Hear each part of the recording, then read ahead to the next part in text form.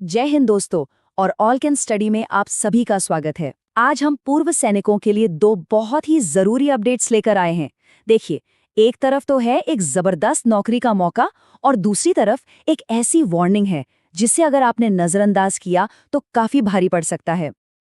आप जानते हैं, सर्विस के बाद की जिंदगी में मौके भी होते हैं और मुश्किलें भी। तो आज हम इन्हीं दो चीजों पर बात करने वाले हैं। एक नया करियर शुरू करने का सुनहरा मौका और इस डिजिटल दुनिया में भाई खुद को सेफ रखने की चुनौती। तो चलिए सबसे पहले बात करते हैं उस बड़ी खुशखबरी की, उस बड़े मौके की जो इंडियन रेलवे हमारे पूर्व सैनिकों के लिए लेकर आया है। हाँ, आपने सही सुना, 5,000 से भी ज्यादा। रेलवे मंत्रालय ने, आप सोचिए, खास तौर पर पूर्व सैनिकों के लिए पूरे भारत में 5,000+ वैकेंसीज निकाली हैं। ये सच में एक बहुत बड़ा मौका है।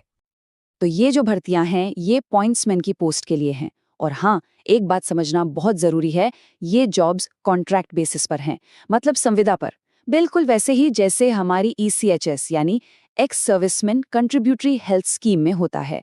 और ये सारी जानकारी हमें मिली है रेलवे मंत्रालय के 10 दिसंबर 2024 के ऑफिशियल लेटर से। अच्छा, अब सवाल उठता है कि सिलेक्शन कैसे होगा। तो देखिए, प्रोसेस बिल्कुल सीधा साधा है और पूरी तरह से आपकी परफॉर्मेंस पर बेस्ड है। आपको सबसे पहले एक ट्रेनिंग पीरियड से गुजरना होगा।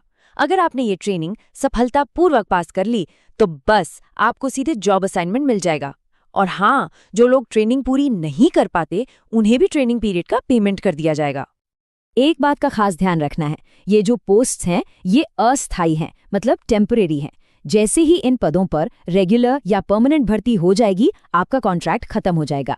लेकिन अगर मान लीजिए परमानेंट भर्ती में देरी होती है तो आपके काम को देखते हुए आपकी परफॉर्मेंस के आधार पर बिल्कुल ECHS की तरह ही कॉन्ट्रैक्ट को रिव्यू करके आगे बढ़ाया भी जा सकता है।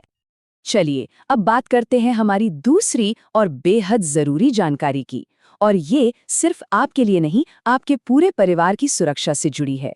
ये एक बहुत ही जरूरी वार्निंग है जो सीधे ECHS की तरफ से सभी बेनिफिशरीज के लिए जारी की गई है। अब देखिए, इस चेतावनी को ठीक से समझने के लिए हमें पहले ये समझना होगा कि PII यानी कि पर्सनली आइडेंटिफाएबल इंफॉर्मेशन आखिर होता क्या है। सीधी सी बात है, ये कोई भी ऐसी जानकारी है जिससे किसी व्यक्ति की पहचान हो सके, जैसे कि मेडिकल रिकॉर्ड्स हो गए, लैब रिपोर्ट्स या फिर आपका फोन नंबर और पता।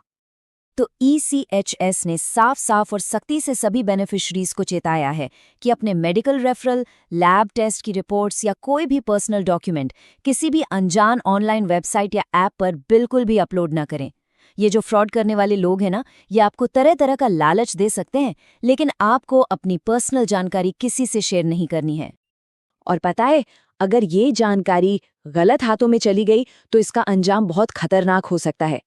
आजकल डिजिटल अरेस्ट जैसे स्कैम चल रहे हैं जिसमें ये लोग आपको डराते हैं कि आप किसी अपराध में फंस गए हैं और फिर पैसे ऐंठते हैं।